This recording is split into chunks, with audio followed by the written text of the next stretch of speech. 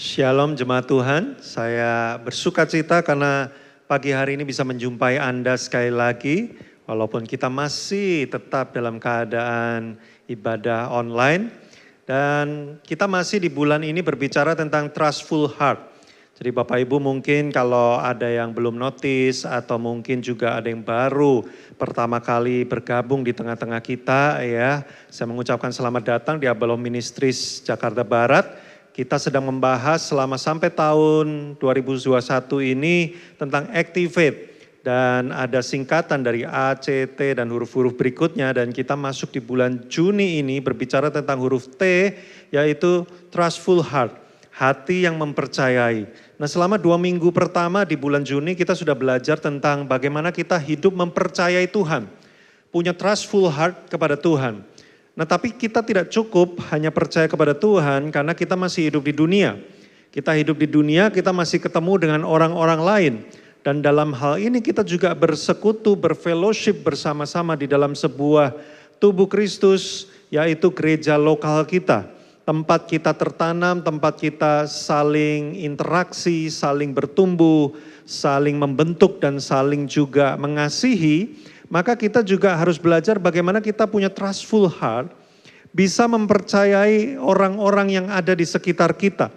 Nah saya tahu ini sangat tidak mudah Bapak Ibu Saudara ya.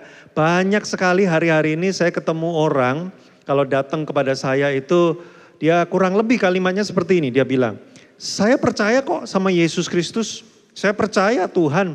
Tapi saya gak bisa percaya sama gereja. Wah ya, saya percaya sama Kristus, ya Yesus itu Tuhan, saya berdoa kepada dia setiap hari. Tapi saya gak bisa percaya dengan pendeta. Wah ya ini juga banyak ya hari-hari ini ya.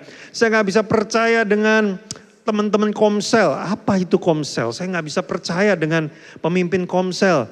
Karena mungkin dulu pernah punya pengalaman-pengalaman ya. Saya gak percaya dengan pemuritan. Ya, dengan pemurid apa itu pembina, mentor, pemurid. Saya gak bisa percaya. Kalau sama Tuhan ya saya percayalah dia kan Tuhan ya. Tapi kalau sama manusia saya sulit untuk bisa percaya. Nah maka hari ini judul khotbah saya adalah trust issues. Wah ya, ini menjadi masalah manusia modern karena saya jumpai hari-hari ini kita makin sulit untuk percaya satu sama lain. Kita makin curigaan, kita makin was-was. Jangankan ngomong di dunia yang secara luas, di gereja saja, di dalam komunitas orang percaya saja, bahkan lingkup yang lebih kecil di gereja lokal kadang-kadang, di komsel, di pelayanan-pelayanan yang ada, susah untuk bisa percaya. Percaya pemimpin, percaya rekan sesama teman pelayanan, orang yang kita layani kadang-kadang kita juga susah percaya sama orang itu. Jadi trust issues itu sudah menjadi sebuah permasalahan yang makin lama semakin akut. Dan harus diakui secara jujur itu pun juga menjadi sebuah permasalahan yang sudah masuk ke dalam kehidupan kita bergereja, kehidupan kita sebagai orang Kristen yang berfellowship dengan sesama tubuh Kristus di dalam gereja lokal. Nah yang menarik adalah semalam ketika saya mempersiapkan khotbah ini setelah selesai, lalu saya tertarik untuk nonton satu film animasi dari Disney ya, udah lama sebenarnya rilisnya. Tapi tiba-tiba saya tergerak untuk nonton Raya and the Last Dragon. Wih, ya, mungkin bapak-bapak yang punya anak-anak masih usia-usia 5 tahun ke bawah ya, mungkin ikutan nonton tuh ya film Disney ini. Nah rupanya film itu berbicara tentang trust. Wih saya kaget saudara ya. Wih ini antara kebetulan cocok-cocokan atau ini sebuah profetis dari Tuhan gitu ya. Tapi itu film bicara tentang bagaimana ketika manusia tuh bisa saling trust walaupun berbeda-beda. Nanti akan ada kekuatan yang bisa membuat hidup mereka bersama-sama menjadi lebih baik. Wah message-nya itu bagus sekali untuk anak-anak ya. Tapi saya bukan marketing dari Disney Hotstar ya. Ini saya cuman kebetulan aja kemarin nonton. Topiknya sama, trust issues. Ya makanya saya merasa ini berarti kayaknya penting. Karena sampai film Disney aja mengangkat trust issues. Untuk diajarkan kepada anak-anak generasi berikutnya. Karena kita melihat manusia hari ini makin sulit untuk percaya satu sama lain. Nah mari kita buka di Amos pasal yang ketiga ayat 3. Kalimat menarik sekali karena di dalam Amos pasal yang ketiga ayat yang ketiga ini dikatakan, berjalankah dua orang bersama-sama jika mereka belum berjanji. Dengan kata lain, berjalankah dua orang bersama-sama kalau mereka belum punya kesepakatan? Nah, saya melihat dari kalimat ini tersirat muncul di kepala saya. Kalau kalimat di Amos 3 ayat 3 berkata, berjalankah dua orang bersama-sama kalau mereka belum sepakat? Maka kemudian di kepala saya muncul sebuah pertanyaan begini, bersepakatkah dua orang kalau mereka tidak saling percaya?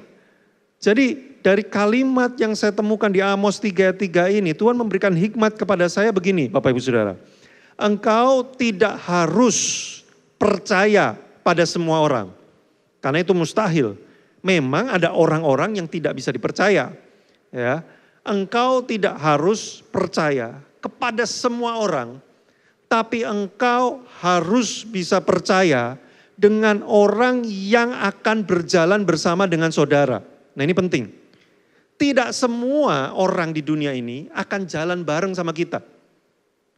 Ada orang yang bersedia berjalan dengan saudara, ada orang yang tidak.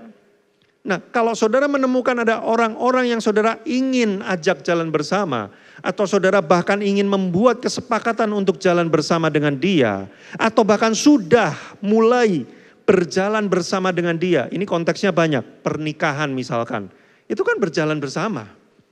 Bisnis, joinan, itu kan berjalan bersama. Melayani bersama-sama, mimpin bersama, ada dalam satu tanggung jawab proyek bersama-sama, itu kan berjalan bersama. Kalau saudara ada dalam satu keadaan di mana saudara harus berjalan bersama dengan orang lain, maka tidak ada pilihan, saudara harus bisa saling percaya satu sama lain. Karena kalau saudara tidak bisa saling percaya satu sama lain, saudara akan sulit bersepakat. Waktu saudara sulit bersepakat, bagaimana mungkin kau akan berjalan bersama? Loh, Pak, ada tuh orang menikah nggak saling percaya, tapi kok tetap menikah bisa juga. Hayo, makanya coba lihat pernikahannya. Penuh dengan penderitaan. Saudaraku, kalau engkau mencoba untuk membuat kesepakatan tapi tidak di atas dasar kepercayaan. Nah, ini saya ulang. Kalau saudara mencoba bersepakat, maksa, yuk kita sepakat yuk, kita bisnis bareng yuk kita pergi bareng yuk, traveling bareng, atau kita melakukan sesuatu bersama-sama yuk. Tapi nggak ada rasa saling percaya dan saudara paksakan bersama-sama, yang ada suffer, penderitaan. Loh saudara, saya beberapa waktu terakhir ini mendapatkan konseling pernikahan, itu mengerikan loh saudara. Ada suami yang sampai nggak bisa tidur bermalam-malam karena dia takut istrinya tusuk dia waktu dia tidur. Serius. Jadi dia nggak bisa tidur, dia insomnia, saudara, dia lihatin istrinya ngorok. Wah, tidur dengan damai. Dianya nggak bisa tidur karena dia takut kalau dia terlelap, nanti jangan-jangan istrinya bisa bangun, ambil pisau di dapur, tusuk dia. Nah, saudara kan menderita banget kan, bersepakat tapi nggak percaya. Udah nggak bisa trust lagi. Nah, makanya engkau tidak harus percaya pada semua orang, itu mustahil. Tapi kalau engkau berjalan bersama dengan orang-orang tertentu, tidak ada pilihan lain, engkau harus percaya. Menikah, engkau harus saling percaya. Bersahabat, engkau harus saling percaya. Melayani bersama, engkau harus saling percaya. Dan kalau kita ada konteksnya di dalam tubuh Kristus di gereja lokal ini, dan kemudian kita ada dalam satu komsel, atau kita melayani bersama, atau kita ada dalam satu hal yang dilakukan bersama-sama, saudara, engkau harus bisa saling percaya. Saya tahu ini sulit, kenapa? Karena dasar kita berpijak, berangkatnya bisa berbeda-beda. Kalau saudara lihat di Kisah Para Rasul, kita kan dalam rangka Activate ini kan banyak melihat di Kisah Para Rasul. Karena Kisah Para Rasul dalam bahasa Inggris kitabnya disebut dengan kitab Act. Wih, keren ya. Jadi kita Activate, kita banyak melihat kepada Kisah Para Rasul. Saudara, gereja mula-mula itu macam-macam isi orangnya. Ada yang nelayan, ada yang orang biasa, tapi ada juga imam-imam yang bertobat, ada orang Yahudi, pemimpin agama Yahudi, ada yang kaya, ada yang miskin, bahkan ada yang dari daerah yang berbeda-beda. Kalau saudara ingat, waktu Petrus dipenuhi Roh Kudus, murid-murid Yesus dipenuhi Roh Kudus, lalu Petrus berkhotbah di depan 3.000 orang. Itu kan bahasa lidah yang keluar, itu dalam berbagai bahasa daerah yang berbeda-beda. Artinya apa? Pada waktu itu, di antara 3.000 orang yang bertobat, gereja mula-mula, dari daerah yang berbeda-beda. Saudaraku, nggak usah jauh-jauh ya. Kita yang masih di Indonesia aja, antara orang Medan sama orang Jawa itu aja udah banyak perbedaannya. Ya, antara orang Papua dengan orang Kalimantan itu aja udah banyak perbedaannya. Apalagi kita ngomong orang Indonesia dengan orang Jepang. Waduh, beda banget ya. Culture-nya, cara berpikirnya, makanan kesukaannya. Tapi saudara, kita kalau mau belajar saling percaya, perbedaan itu bukan sebuah halangan. Karena perbedaan justru menjadi titik pertama untuk kita memulai sebuah kepercayaan. Kalau saudara udah sama ya, saya sama orang yang mirip percis sama kayak saya, cara mikirnya, apanya semua sama. Saya nggak butuh saling percaya lagi, saya udah bisa percaya, nggak usah diusahakan lagi. Justru ketika saudara menemui orang yang berbeda, disitulah kita diminta untuk belajar mengusahakan trustful heart ini. Kalau saudara semua isinya orang sama, udah selesai, nggak usah. Tapi gereja tidak dibangun di atas dasar persamaan. Gereja dibangun di atas dasar perbedaan yang kepalanya satu, yaitu Yesus Kristus. Perbedaan-perbedaan yang disatukan oleh rasa saling percaya itu yang membuat dunia guncang pada waktu itu. Bagaimana mungkin sebuah Injil yang satu bisa diterima oleh berbagai macam jenis orang di seluruh dunia. Karena tubuh Kristus yang berbeda-beda, tapi saling percaya itu. Nah maka saudara, kepercayaan itu harus mutual, harus saling. Nggak bisa saya yang percaya doang, tapi dia nggak percaya dengan saya. Nggak bisa, suami istri. Engkau tidak bisa suami percaya kepada istri, tapi istri tidak percaya kepada suami. Atau istri percaya kepada suami, suami nggak percaya kepada istri. Nggak bisa. Yang namanya trust itu mutual, harus terjadi antar, saling, itu nature of trust, itu sifat dasarnya trust. Nggak bisa kalau cuma satu orang, aku percaya sama kamu, nggak apa-apa. Apapun yang terjadi aku tetap percaya kepada kamu. Nanti yang terjadi bukan sebuah kesepakatan. Ya, harus dua-duanya, mutual. Nah, saya akan bicara secara singkat ke depannya bagaimana kita bisa membangun mutual trust ini. Bagaimana kita dalam hidup kita bersama-sama, baik dalam pernikahan, pertemanan, pekerjaan, maupun pelayanan kita bisa membangun mutual trust. Nah maka kita lihat yang pertama, belajarlah mengenali hati lebih daripada mengenali cara. Sekali lagi saya ulang, belajarlah mengenali hati lebih dari sekedar cara. Cara di sini artinya apa? Yang kelihatan. Kita tuh seringkali mengukur saya bisa percaya orang apa enggak dari yang kelihatan, bener enggak? Ya, datang-datang ngegembel, sandal jepit, ya celana pendek, ya jalan juga nggak meyakinkan. Waduh, kita nggak percaya ini orang bisa beli barang saya, bener nggak? Ya. Coba deh Bapak Ibu Saudara sekali-kali eksperimen, ya pakai celana pendek, ngegembel, rambut acak-acak gitu ya. Sudah masuk ke toko perhiasan. Nanti mereka ngelayaninya pasti agak-agak percaya nggak percaya, kayaknya juga nggak mungkin bisa beli. Nanti saudara nanya-nanya, mana yang paling mahal di sini mana? Mereka mungkin akan keluarinya sambil seadanya. Karena kita cenderung mengukur saya bisa percaya apa enggak itu dari apa yang kelihatan. Nah mari kita lihat case-nya ya, Kisah Para Rasul 9 ayat 26. Ini menarik, waktu pertama kali Saulus yang kemudian jadi Paulus bertobat, ya Kisah Para Rasul 9 ayat 26, bunyinya begini, setibanya di Yerusalem, Saulus mencoba menggabungkan diri kepada murid-murid. Saulus mencoba loh, kan Saulus orangnya lumayan dominan ya. Jadi dia mencoba pengen join dengan komunitas orang percaya pada waktu itu. Tetapi semuanya takut kepadanya karena mereka tidak dapat percaya bahwa dia juga seorang murid. Wah ini saudara case-nya. Kenapa? Karena mereka ngelihat, ini Saulus yang itu tuh. Ya gak mungkin dia jadi murid. Nah kadang-kadang saudara, kita tuh ya, udahlah PKS kita tuh orangnya emang kayak gitu. Ya, gak mungkin, dia tuh gak mungkin. Berubah tuh gak mungkin. Waduh kita gak percaya saudara bahwa di dalam Tuhan ada banyak hal yang bisa terjadi. Kita lihat suami kita, udahlah gue udah menikah sama dia nih ya 23 tahun. Nggak mungkin dia itu akan berubah. Dia memang dari dulu orangnya kayak gitu modelnya. Ya nggak bisa diajak ngomong. Ya orangnya tuh kepalanya coba pencet aja. Batu itu isinya kepalanya ya. Keras banget. Nggak mungkin, sudah kita nggak percaya. Saya ingat waktu awal-awal pernikahan saya nggak bisa percaya kalau istri saya tuh bisa berubah. Saya kira dia ya orangnya gitulah, udahlah mau kayak gimana pun ya udahlah ya nggak akan bisa berubah.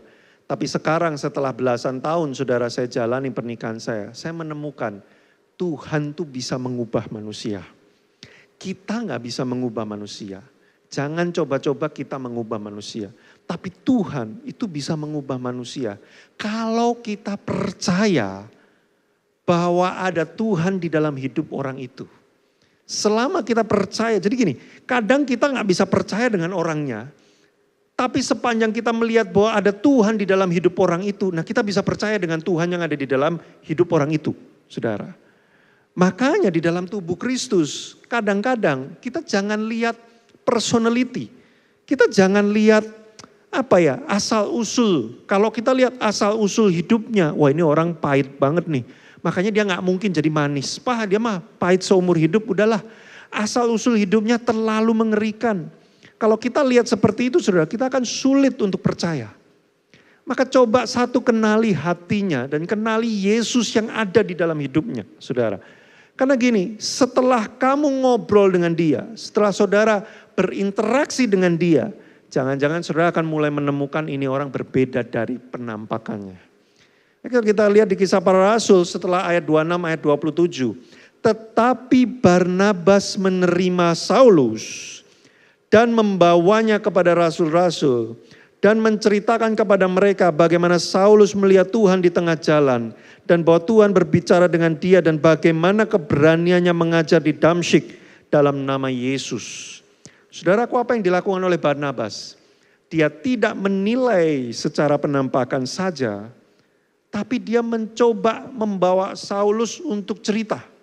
Saulus, apa yang terjadi dalam hidupmu? Cerita. Sehingga kita bisa mengenali hati Saulus ini udah berbeda. Ini bukan Saulus yang kita dengar nih. Ini orang yang berbeda nih. Dia sudah ketemu Tuhan. Saudara, kadang-kadang kita nih cuma lihat dari kelihatannya aja. Ini kok sombong banget ya ini orang ya. Lihat tampangnya tuh, gak pernah senyum. Belagu banget nih ini orang. Tapi saudara coba ngobrol sama dia. Makanya saya bertobat Bapak Ibu Saudara. Saya dulu orangnya judgmental banget kayak gitu. Saya lihat orang sekilas, mentang-mentang kan belajar kecerdasan emosi, psikologi, personality gitu ya. Belagu. Lihat orang gitu, ini orang nih ya. Ini orang madesu. Ini orang diajak ngomong gak enak nih kayaknya nih ya. Kalau dari tampangnya nih bla bla bla. Tapi setelah interaksi, makan bareng, beda saudara. Saya mulai bisa percaya kenapa? Karena saya melihat hatinya berbeda dengan sekedar penampakannya. Nah makanya mutual trust dibangun dengan cara bagaimana? Beri kesempatan untuk orang itu menceritakan hatinya.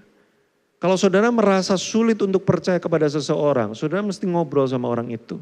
Saudara mimpin bersama di dalam sebuah pelayanan. Saudara sering ngobrol lah dengan rekan-rekan yang engkau memimpin bersama. Engkau harus sering melihat isi hatinya. Di situ engkau akan tahu banyak hal yang selama ini engkau pikirkan ternyata enggak begitu. Dan engkau mulai bisa percaya. Nah itu yang pertama, mengenali hati lebih dari sekedar cara dan penampilan yang kelihatan. Yang kedua saudara, kita harus bersedia berubah menjadi orang yang trustworthy. Bisa dipercaya. Artinya apa saudara? Kita mesti bisa menunjukkan di dalam sikap bahwa kita pun juga bisa dipercaya. Nanti saya akan jelaskan ini lebih lanjut minggu depan Bapak Ibu Saudara. Karena ini bab bagian yang sangat penting sekali. Tapi saya membukanya sekarang untuk memberikan gambaran kepada Anda gini. Seringkali kita itu menuntut orang, dia bisa gak dipercaya? Ini orang bisa gak dipercaya? Duh kelihatannya gak meyakinkan. Loh pertanyaannya lu juga bisa dipercaya apa enggak? Ya, kita tuh seringkali... saya gak bisa cerita sama PKS saya emang gak bisa percaya sama PKS saya.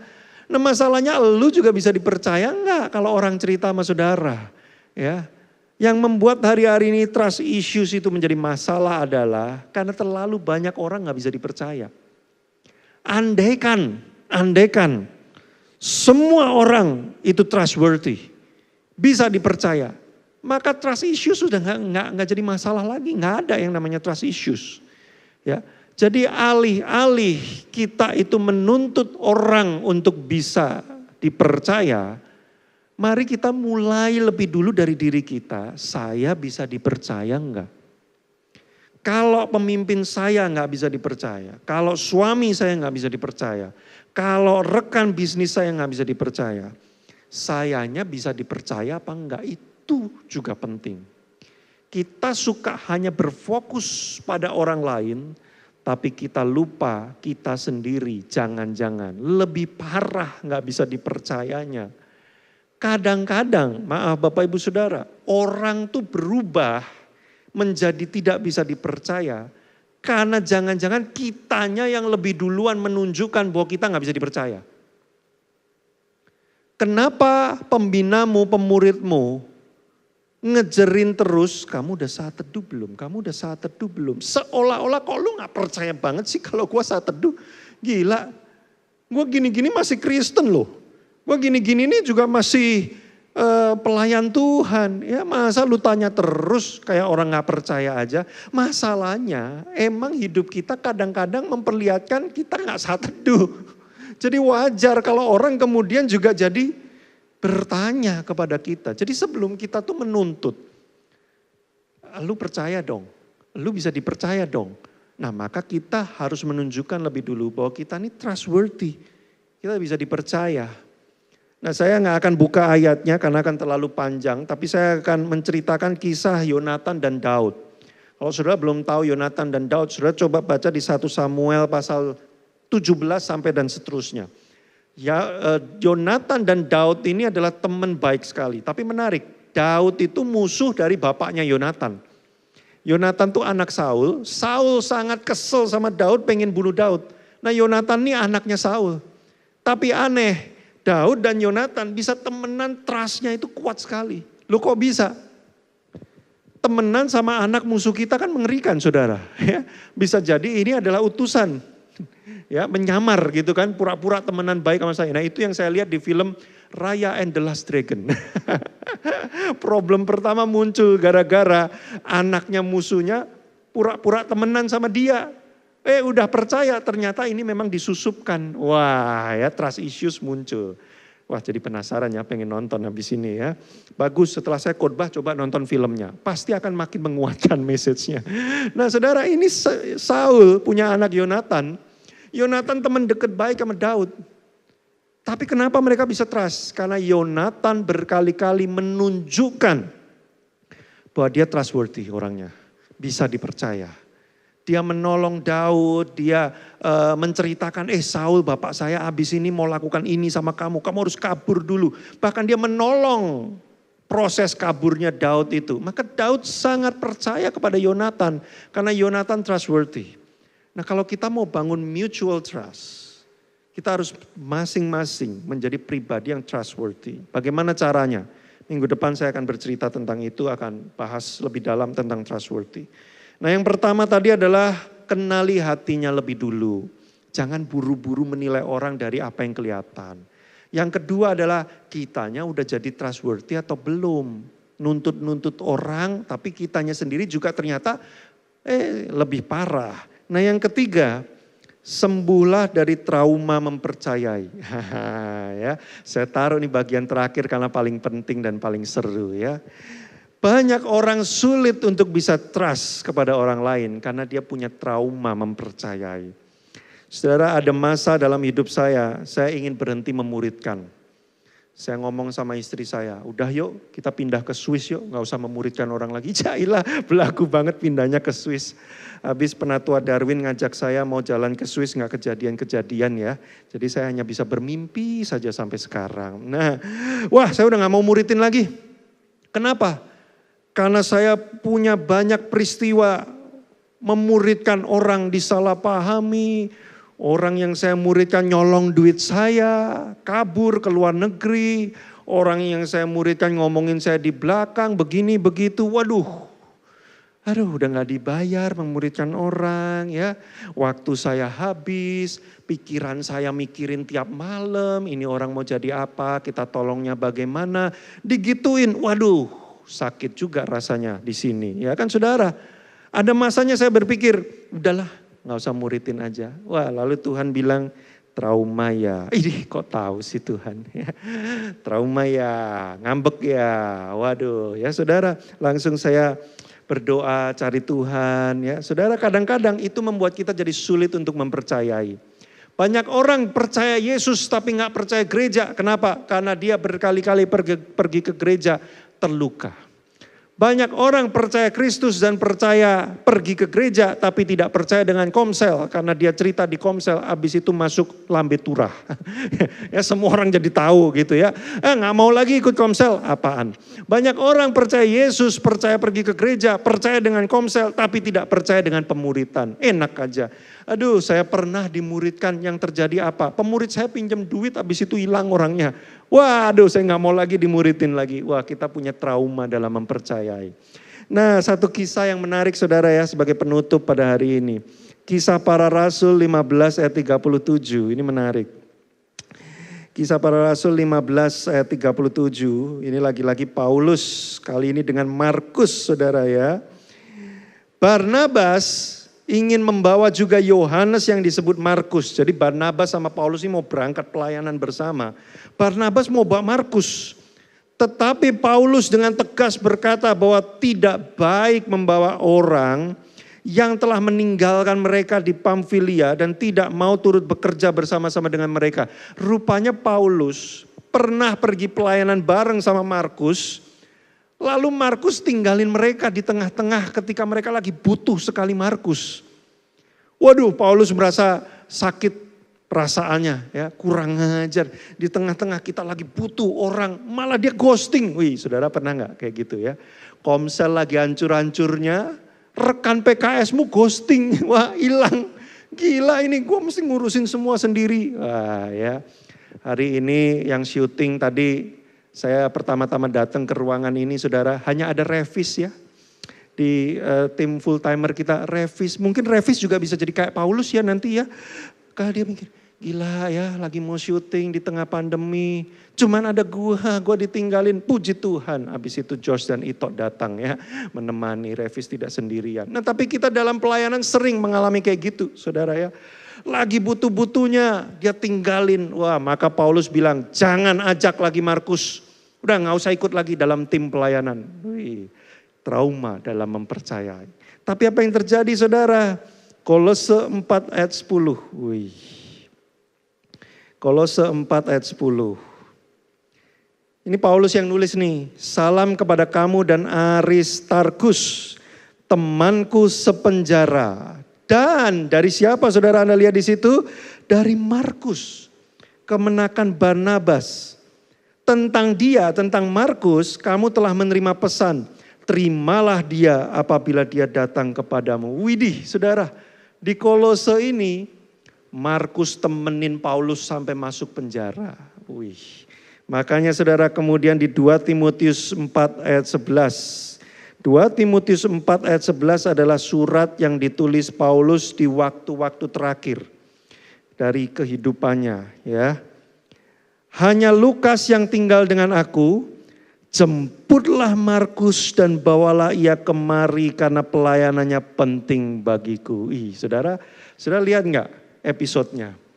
Dari Paulus pertama kali trauma mempercayai, dia bilang jangan lagi ajak Markus masuk tim Paulus ya. Biar dia tim yang lain aja.